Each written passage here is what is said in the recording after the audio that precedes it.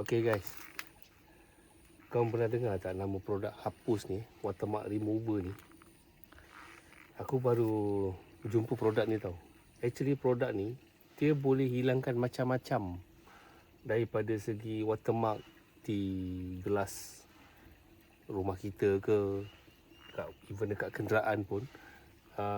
Dia boleh hilangkan watermark tu dengan mudah. Cuma perlu lap saja.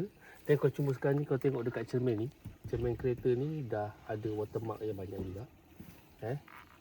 So cara dia mudah. Dia datang dengan 250ml dengan spray cap. Dia ada button on off kat sini.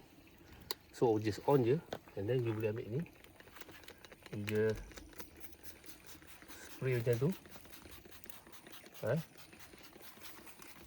Lepas tu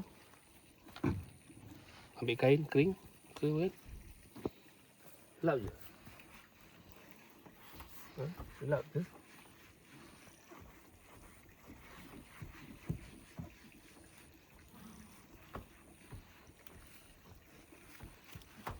So watermark ni dia akan hilang.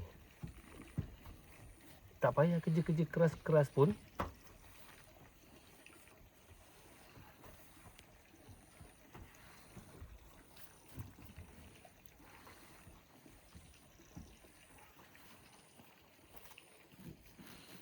Watermark tu hilang kan.